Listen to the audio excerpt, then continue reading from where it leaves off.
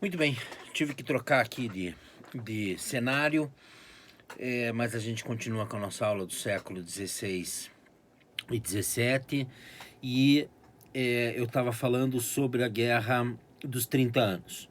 Então a Guerra dos 30 Anos basicamente é uma guerra entre protestantes e católicos que começa justamente em Praga, começa na Boêmia, com protestantes que tentam tomar o poder contra os católicos, que tinham apoio do centro do Império Austríaco, é, que dominam a Hungria, que dominam ali a Boêmia, e há uma reviravolta, os protestantes tomam a cidade, depois os católicos retomam, e começa então um conflito que se estende pelo interior da Boêmia, e a repressão que o governo austríaco faz contra os protestantes vai levar a uma ação por parte dos protestantes da Suécia. O Carl Gustav, que é o rei da Suécia, ele monta um exército e invade a Alemanha e com o intuito de chegar até a Áustria, até a República Tcheca ali, a Boêmia, e toma, portanto, o norte da Alemanha e está vindo ao sul, enfrentando as forças austríacas que vão ao norte para tentar barrar esse avanço. Depois de várias vitórias, o Carl Gustav da Suécia morre. E o seu exército fica na Alemanha, saqueando a Alemanha, destruindo a Alemanha, para encontrar, evidentemente, o seu dinheiro, o seu soldo, já que o rei havia morrido. E isso vai levar a uma destruição muito grande da Alemanha. A Alemanha vai passar por um momento de destruição, de fome, já que as cidades são saqueadas, os campos são queimados, a violência prospera, internamente católicos e protestantes estão se matando dentro da Alemanha também. E a Guerra dos 30 Anos foi devastadora para a Alemanha. Para vocês terem uma ideia, a Primeira Guerra Mundial, com a participação ativa da Alemanha, a Alemanha praticamente não sofreu nada no seu território. Na Segunda Guerra, a Alemanha foi fortemente bombardeada e invadida por americanos, ingleses e russos. 45, 40% das cidades alemãs ficaram destruídas na Segunda Guerra. No entanto, na Guerra dos 30 Anos, mais de 50, quase 60% das cidades foram destruídas.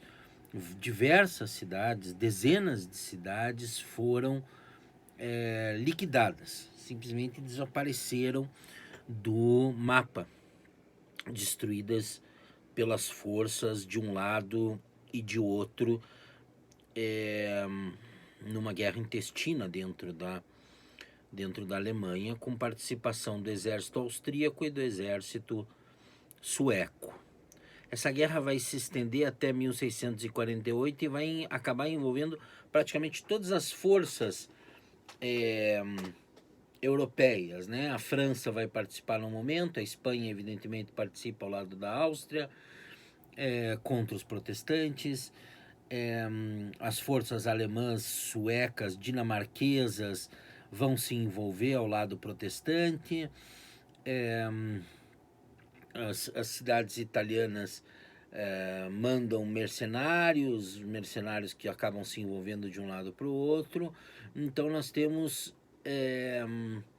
uma série de conflitos derivados dessa guerra. Vejam, como eu falei para vocês, os alemães estão submetidos ao Sacro Império Romano Germânico, que é controlado pelos Habsburgos. Essa família que controla a Áustria, mas também controla a Espanha, ela enfrenta uma guerra duradoura na Holanda e ela vai perder a Holanda em 1648, já depois de muito conflito, com o final da Guerra dos 30 Anos. Em 1578, o rei Sebastião de Portugal morre numa batalha no Marrocos, em Alcácer Quibir, e em 1580 o Filipe II, filho lá do Carlos V, consegue anexar Portugal aos seus domínios, Portugal e o Brasil, e, portanto, vai existir a União Ibérica de 1580 a 1640. Em 1640 existe um levante português e os espanhóis, entretidos com a Guerra dos 30 Anos, não conseguem manter Portugal e o Brasil sob seu domínio. Então, eles vão perder esse domínio, vão perder o domínio sobre a Bélgica, que passa para ser controlada pelos franceses. A Holanda vai se fazer independente em 1648, eles vão perder o Franco Condado, vão perder a Burgundia, vão perder Milão, vão manter Nápoles ainda sob seu controle, uma parte da Itália, mas há um enfraquecimento óbvio da Espanha. A Espanha, que havia sido a potência do século XVI e pela primeira metade do século XVII entra em decadência, em parte por causa dessas guerras, em parte por conta da inflação, em parte porque o ouro e a prata, que entraram fortemente durante um século, param de entrar, e os gastos militares são gigantescos e eles não dão conta de manter tudo funcionando.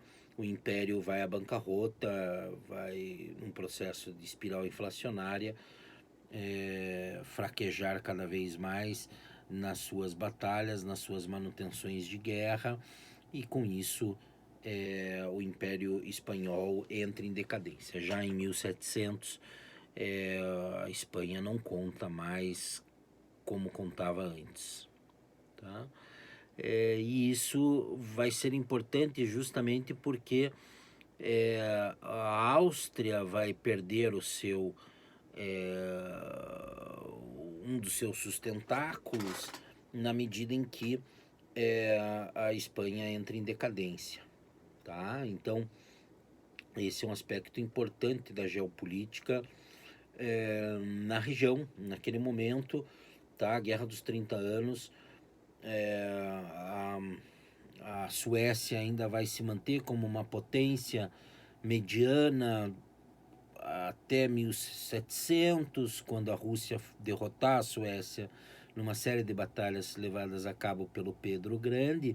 Isso vai fazer com que a Suécia nunca mais também tenha um papel relevante na política europeia.